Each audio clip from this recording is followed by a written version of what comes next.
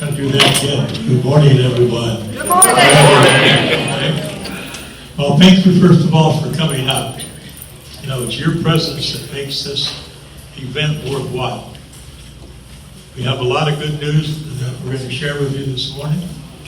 And I thank each of you for taking the time to come out and bless us with your presence. So with that, I'm going to go back and help with the slides, I think. All right, thank you. Good morning, everybody. Good morning. All right, we're going to get started with our administrative report. We're going to leave a lot of time for question and answers, so we're delighted that you're able to be with us here this morning. We'll get right into it. We're going to start with a bit of a COVID update, and I think actually the news is improved and continues all the trend lines that we're following, at least internally, here from Regency Oaks continue to look better. So I've recapped just an update from where we were on Tuesday. Don, first slide. So 82.6% of all new cases are of the Delta variant. And so we can remember back several months ago, early part of June, there were only 2 cases of the Delta virus here in the state of Florida. That's changed significantly. More than 80% now of all the new diagnoses are Delta. Regency Oaks currently has 2 residents that are positive. They are doing well. They are contained to their apartment. They are getting services. They have minimal symptoms, and they are doing very well.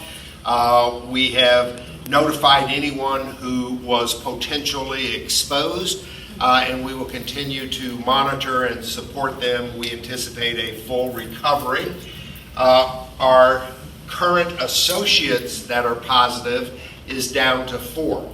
And so that number has improved since Tuesday. And the majority of these associates, as you know, either were impacted in the tavern or in our South housekeeping. So next slide. Here is what's important to remember and understand about this 4th wave of COVID. You can see that these are Florida numbers. The average positivity rate here in Florida is approaching 25%. And so the exposure and the risk is out there. But look what is happening to the fatality rate. Back in June, it was hovering at about 1.7%. Today, it's hovering just below 1.5%. So as the number of exposures and new cases is rising, the impact in terms of fatalities is declining. And so here's what we know about Delta. It's much more contagious. We also know if you're vaccinated, it is not deadly. People are beginning to understand that this is more like the flu than a pandemic. And we sort of talked about that late last year.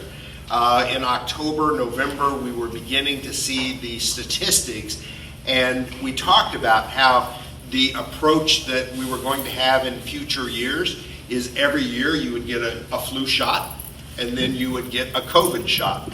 And that this was much more, when we talk about plague, this wasn't like smallpox or polio, where you got one shot and you were done. This more mimicked the flu. And every year you were going to have an exposure, and every year you were going to have a vaccine in order to improve your chances of not coming down with COVID. We continue to think that is how this is looking.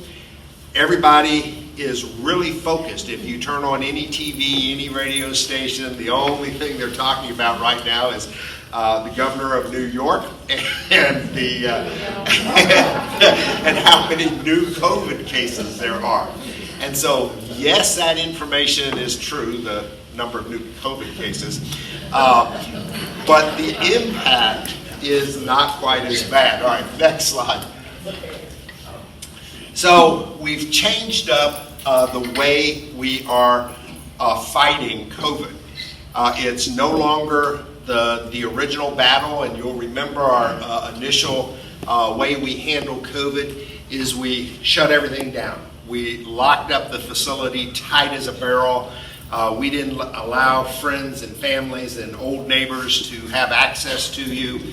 We limited your mobility. We shut down our dining services. We stopped housekeeping. We stopped maintenance. And we gathered the herd. We pulled them tight. And we made sure that they were protected. That was a very effective approach back when the herd was not inoculated. That has changed. That is the most significant change in why we have adapted a new approach.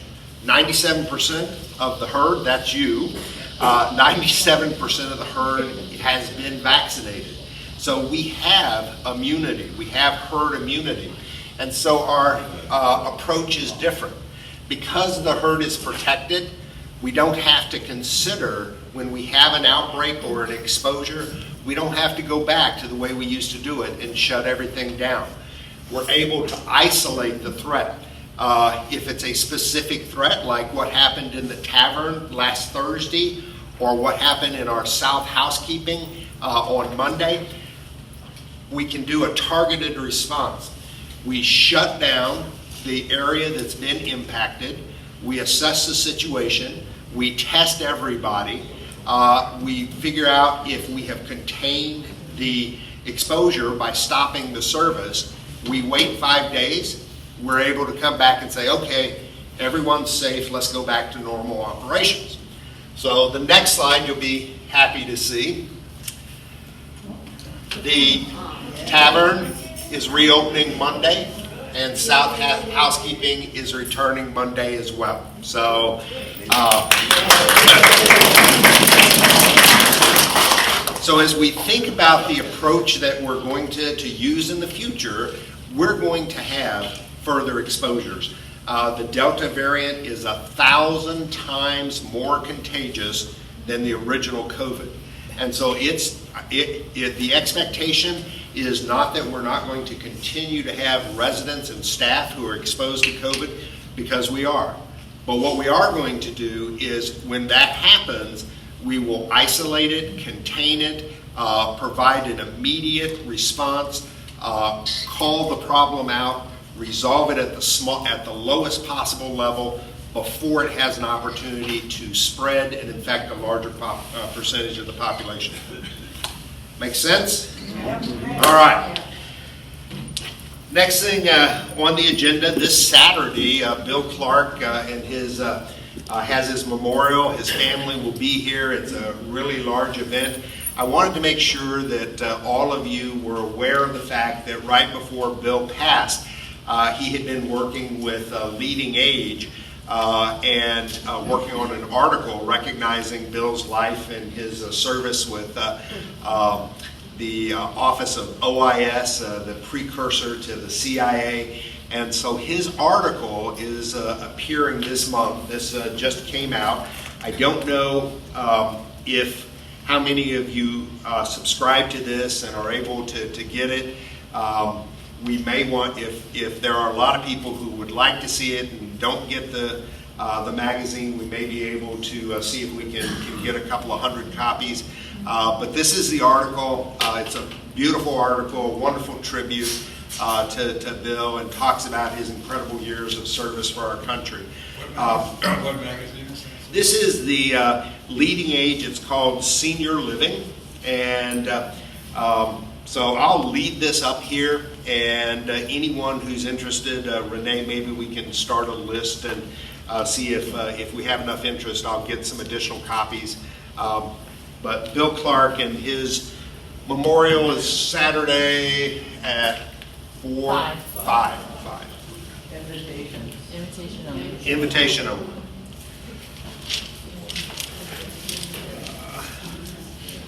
Okay. Just a few other things. The Office of Insurance Regulation is conducting an audit, and every 2 years they are required to come and audit the independent living, and it's sort of like the Olympics, where it goes back between summer and winter. It's the marketing, and then 2 years later they come and they do the financial side. OIR has not been in the community since 2014, so that makes them like 7 years behind. So OIR is doing a audit of both our marketing and financial operations. Because our record is so clean and our audit trail history has been so positive with the agency, this is going to be a desk review. Which means that it will be done in Tallahassee, and we will provide documentation to OIR. Once we've provided the initial requested documentation, it was hundreds of pages. They will mull it over. They may have additional questions. It may result in a field audit, which is more typical, but that audit process is underway, and I wanted to update you on that.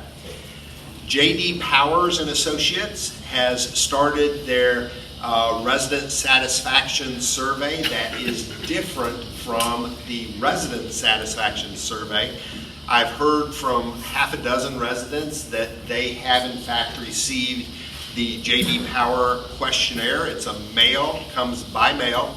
Not every resident participates. This is company-wide. All of LCS is surveyed. You are selected randomly from our billing system, so it's just going to be a handful of you who participate, and it's a national rating. J.D. Powers is the one that rates the highest customer satisfaction in various industry, and then it compares us. And so when we think about the best airline, anyone?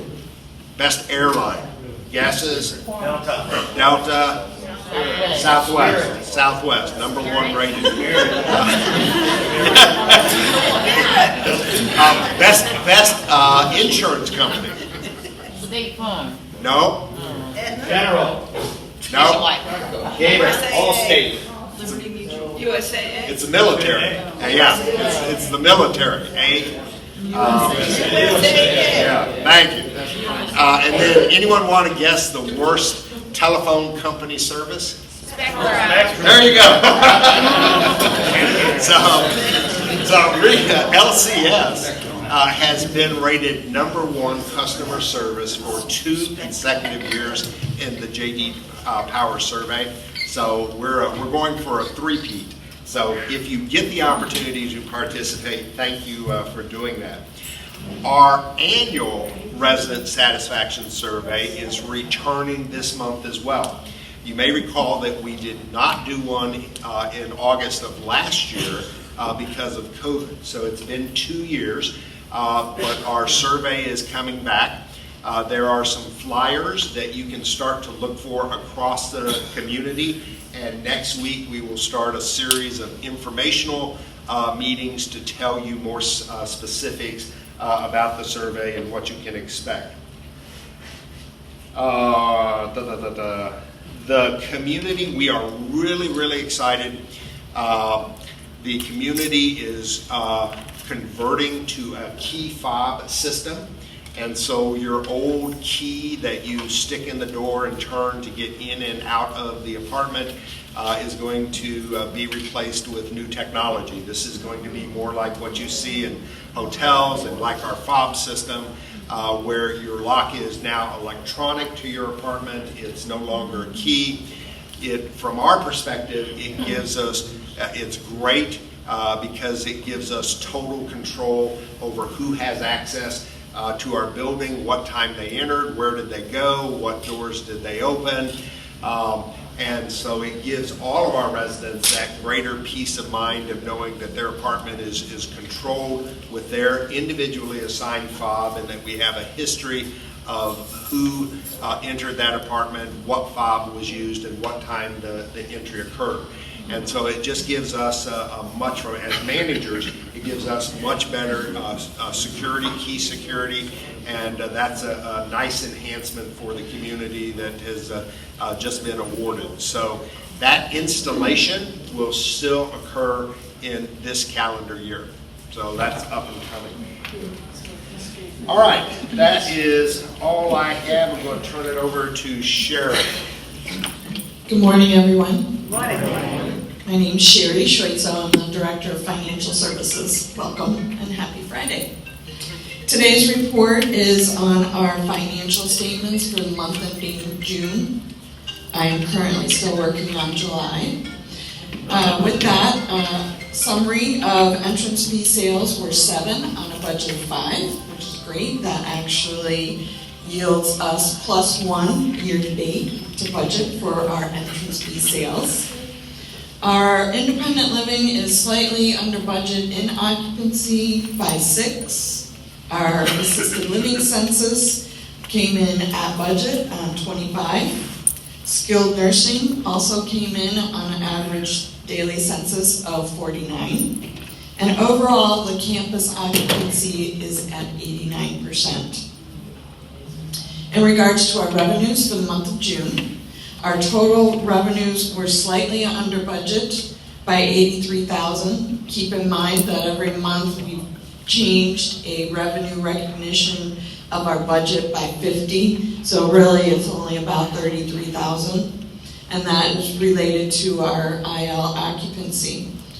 However, IHS came in ahead of budget by $15,000, so that helped offset our miss, along with our assisted living was ahead of budget by $7,000 for the month of July.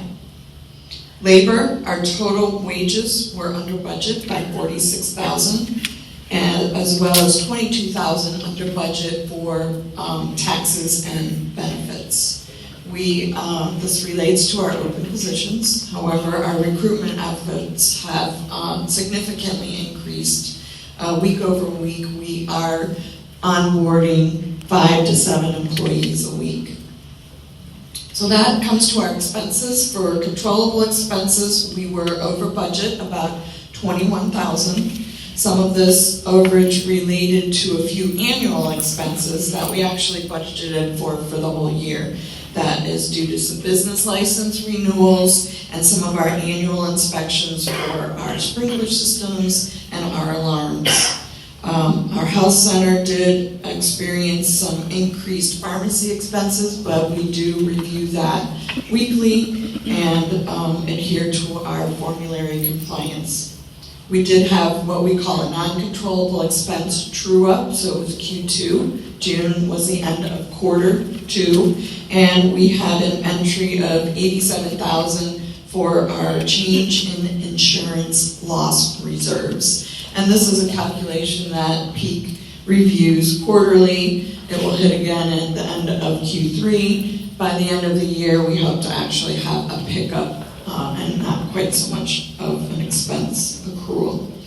That comes to our net operating income for the month of June. We came in at $289,000 on a budget of $372,000.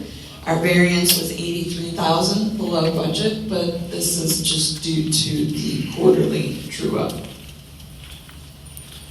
And that ends my report for June. Thank you. You ready? All right. Good morning, everyone. Happy Friday. So a little update with our healthcare center. So obviously the first thing I'm going to talk about is our COVID, which Grant kind of talked about this morning as well. COVID cases for our residents in the ALF, or assisted living, remain at 0. We have no new residents and no new staff. We are testing currently 2 times a week all our unvaccinated staff members because of the current COVID positivity rate, which is a CMS requirement. So the current positivity rate in Pinellas County is around 14.9%. So anytime it's above 10%, we go into 2 times a week testing, and if it's above 5%, it's once a week, and if it's under 5%, it goes to monthly testing. So we're currently at weekly testing. We're doing that on Tuesdays and Fridays, and it takes us about 2 days to get those test results back from our laboratory. Our ALF census, or assisted living census for July was was a little under budget. It was at 23.3 on a budget of 25. And since it's projected to end the month of August, hopefully we're looking at 25. We have a move-in list or a waiting list for people to come in.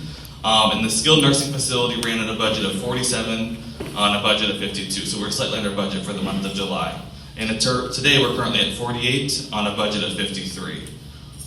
Marketing event. We had a marketing event on July 22nd and July 26th. We met with local referral sources, physicians, our case managers, to discuss opportunities and continue our successful partnership with our local hospitals and Baycare. We also attended a quarterly meeting with Baycare.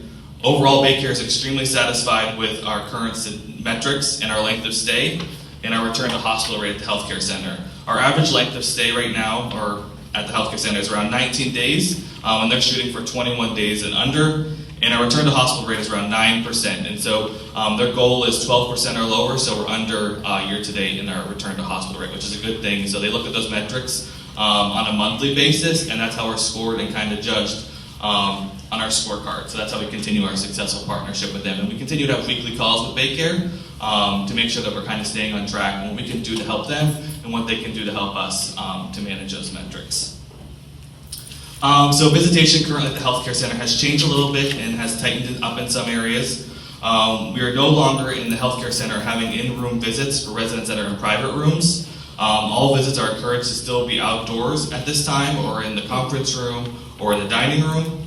And all staff are currently wearing KN95 masks and face shields as the current positivity rate is so high. And so we're just making sure that we make sure our residents and staff remain safe. We had ACA resurvey that actually just happened in the month of August. So they were here the first week, 2 days ago, and all the citations have been cleared and passed. So we're excited about that. The team did a great job at clearing the resurvey. So everything has been cleared with our citations that happened in our annual survey in June. So that was a good thing for the healthcare center. And the team worked really hard to make sure all the education, training, and observations and return demonstrations were done on the things that were cited during the survey. So the team did a great job. And so that's it for the healthcare center for the month of July. So I'm going to hand it off to Renee. Happy Friday. Today marks a month that I've been with Regency Oaks. I'm going to tell you a little bit about what I do. My list is not as long. I've been updating the emergency preparedness binder. I'm in the process of finalizing that. I have worked on the EI, the extraordinary impressions service quality checklist. I make daily deposits. And the biggest thing that I think that I'm really trying to learn, and Sherry and Brandon are working with me, are the contracts. So I'm familiarizing myself with all the ins and outs of the contracts. And one final thing, keep in mind that I'm a notary, so I can notarize any legal documents that you may have. Just give me a call, and we can make an appointment, or you can stop by, but I can help you out with that. So that's it. And I'm turning this over to Ricky. Dynamite. A couple updates. We continue to do our beer club. Wine club is growing weekly and monthly. We had a great 4th of July barbecue, Breezeway and Bella Row. We continue to hire servers and dishwashers, doing plenty of housewarming events. Gourmet has returned with chili and sea bass as the feature item. If you're allergic to fish or you don't like to have fish, we'll be more than happy to give you anything that's on the menu that day, or rotisserie chicken. Just let us know. And some exciting things. We have starting on Monday, you'll see some different items on the tavern menu. We switched up some things, so you'll see things like shrimp tacos, chicken quesadillas, flatbreads, and etc. Next Tuesday, in the dining rooms only, we're going to have a Mexican-themed day. Steak tacos, Mexican chicken casserole, margarita punch. There you go. Also, we're going to be offering Boar's Head products throughout the community in the dining rooms and in the tavern. I don't know how familiar you are with Boar's Head, but it's the best cold cuts that money can buy. And we're also going to be selling the Boar's Head meats to employees and residents by the quarter pound, half pound, and pound. We just got to figure out the logistics of that, but buy it from us because you're going to get it at a better price than Publix. You know, it's like $10.99 or $11.99 for a pound, where ours will be considerably cheaper. So that's all for us. Have a great day. All right, everybody. Jesse Rosalie, your ABS director. Some accomplishments that we accomplished this past month. I'm not sure if everybody had the opportunity to see all the dispensers that we installed on campus. Paper towel dispensers, hand sanitizer dispensers. They're hand-free, so you don't have to touch anything, which is a lot better due to the situation we're currently facing. And they look a lot better, and it's just one paper towel for us, a lot easier. So those were installed. We also changed the air fresheners in the restrooms as well, and we conducted 4 employee raffles. Clearwater Carpet was here also to detail the first floor carpet in both buildings. We also detailed the showers in the pool lockers. We also detailed the first floor restroom floors, the actual floors in both areas, both buildings. We're going to work on the second floor this month. And we also disinfected and polished the trash chute doors in the north building. In addition to that, we spot treated all the cushions in the breezeway as well that were extremely needed. So we detail that. Some exciting news coming this month and possibly next month. We're starting the process of enhancing the towels. So we will go away from the current towel that we have. They look more like hand towels. So we're going to go away from that. So we're going to start the transition in the south building. These are going to be white towels now, a lot better quality, a lot bigger. So we're going to start the south building first, and then we'll transition this enhancement to the north building as well. But I'm very certain you're going to like it. If you like the pool towels, you're going to like these towels too. Okay? Thank you. Friday, I'm Christine with IHS. Our accomplishments for July were we had 2 estate sales. Thank you as always for all that come out and attend. We participated in the Sip and Sing Bingo with Grace Family Home Care. We hired 1 new CNA, and we have provided over 4,000 of hours to the residents here at Regency Oaks, which are a combination of the companion hours and the CNA hours. So thank you as always for believing in us and our service that we can provide to you. I really appreciate it. Have a great weekend. Good Friday morning for marketing. I'm Perry. I like to keep talking about June. June was so wonderful. We had 2 sales over budget. That was great. But July, we had 2 sales under budget. However, the great news is we have 4 other deposits. So when we look at our quarter 3 goal, with the deposits we have, just working towards getting those prospects closed, we are well halfway along on our goal for Q3. So we continue to appreciate all the referrals that everyone gives us. Those are wonderful. You know your friends and connections, and you know who you think might be a great fit in with us. So keep telling us about those people so that we can make sure that we're in contact with them. And again, we appreciate all of that. We continue to do a lot of our marketing events. We did some different things that we haven't done in a while. We did a downsizing and right sizing, as all of you have had to go through when you make the decision to come here. Your stuff, what stuff are you getting rid of? And that's a troubling thing to deal with. So we had a nice discussion in one of our marketing lunches about how to start that process. It can be overwhelming. What are some of the early things that you can do? So we just continue to try to do informative, different things in the marketing events. Today we have a lunch. We have about 18 prospects join us at noon, and it's Meet the Staff. So we'll have some of our resident ambassadors joining us, and then as well we'll have our team come in and answer questions and talk about what each of the different departments here do and how that impacts the regular ongoing lives of the residents. Are we doing our other thing? Yeah, absolutely. Now? Yeah. Okay, now we're going to have an interactive part.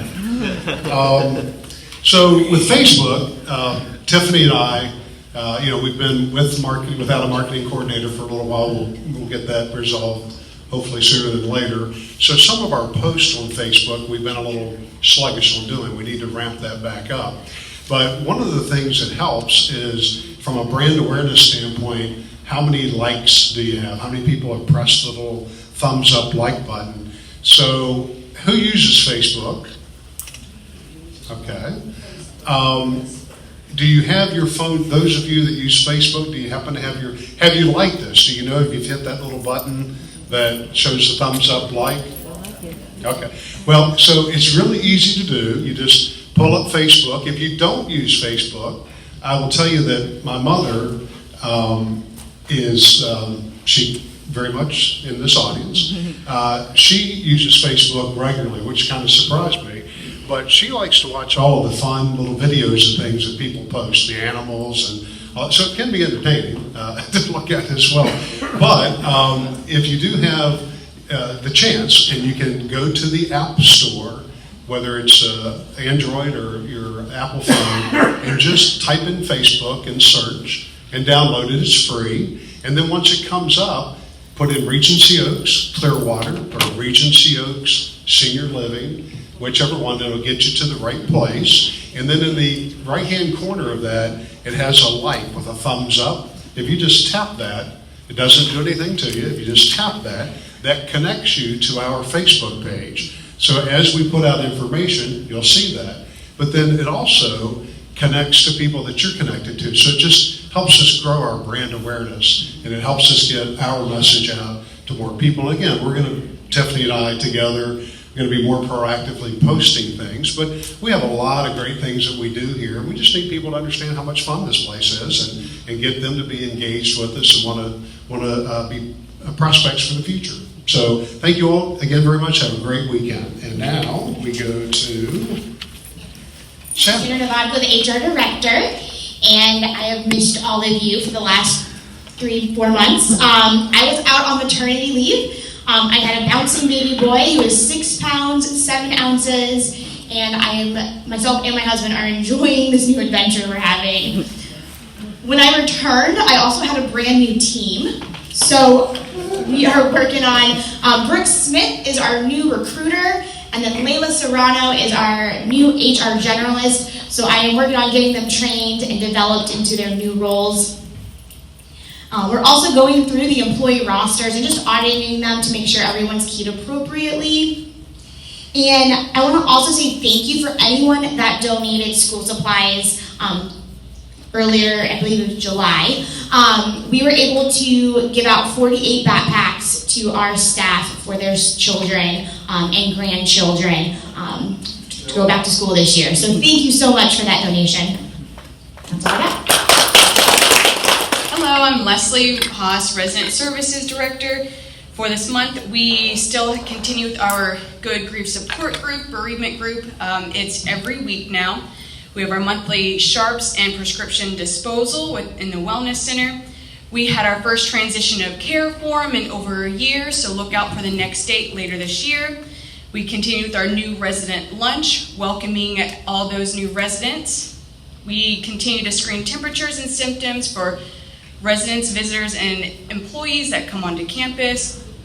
Maria, the wellness nurse, and I have been uploading our new resident health history forms so that we're prepared when emergency services arrives, that we're able to print them off the information for their needs, as well as worked with the culture committee for the backpack donations, assisted the training for the Bully Summer Program volunteers, and we started In the Know with RO again. That's for our seasoned residents and our new residents. Each year, each month, an orientation and have a little face-to-face time with the directors. Thank you. Good morning, Tiffany Rivers, your resident program director. How are you today? Okay, Tiffany. Great, thank you. I love that energy.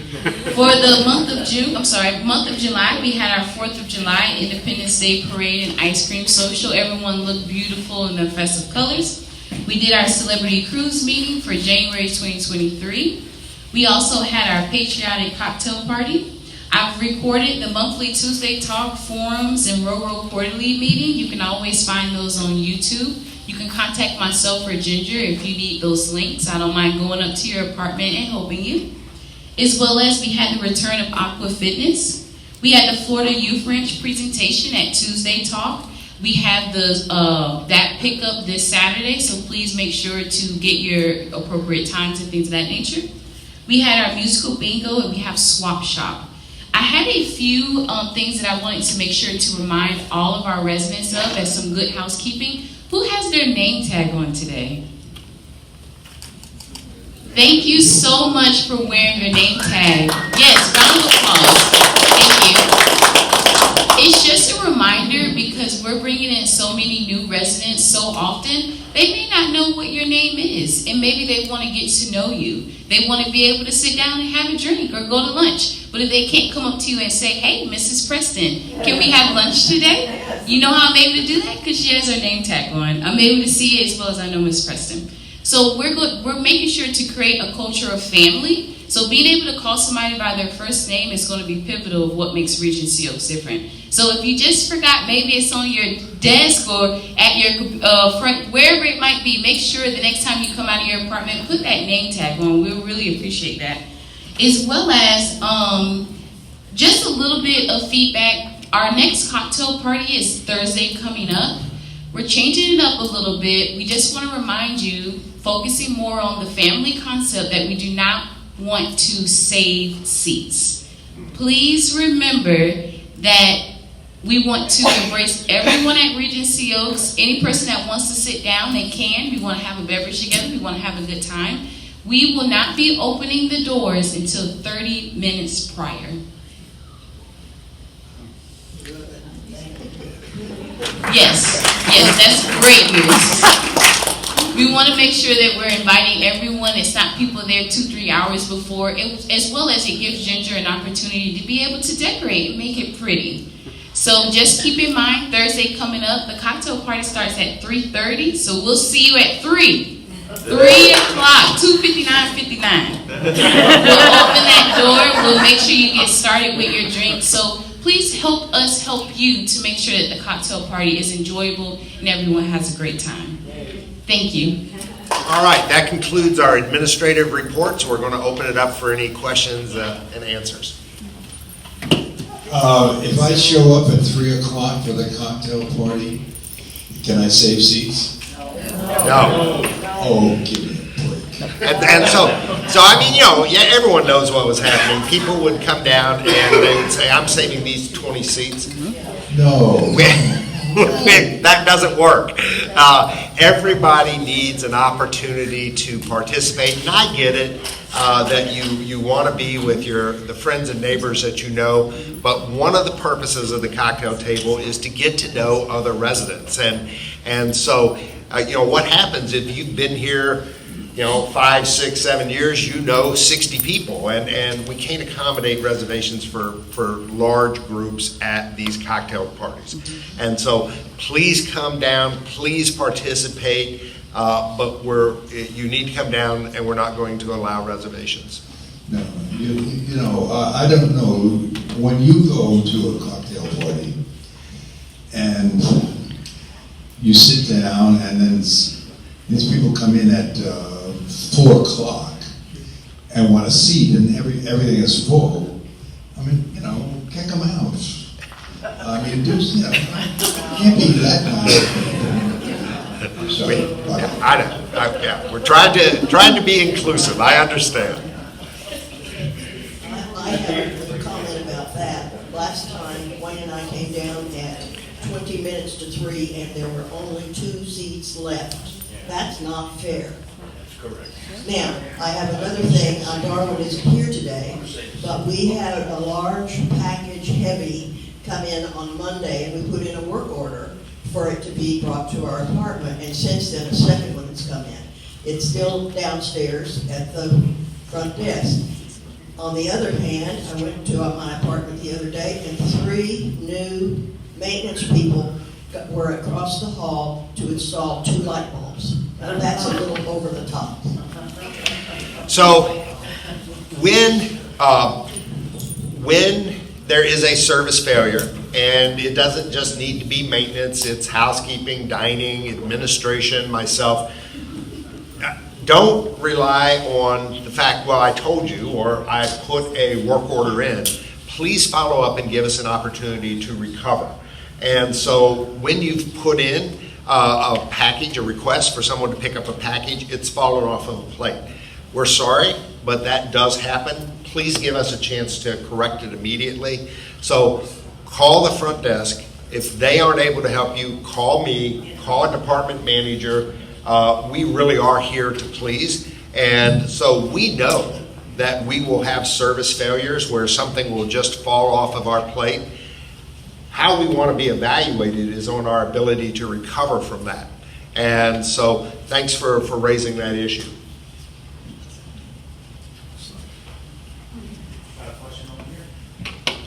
Could we please have the monthly calendar back again, the big calendar? I'll work on. Can we please have the monthly calendar back? And Tiffany says, absolutely, she's going to work on it. She didn't know about it.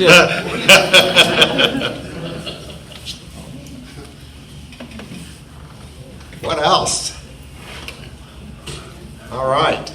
Well, thank you very much for coming out. There's still some donuts left up here. You don't want to leave those behind. Have a great weekend.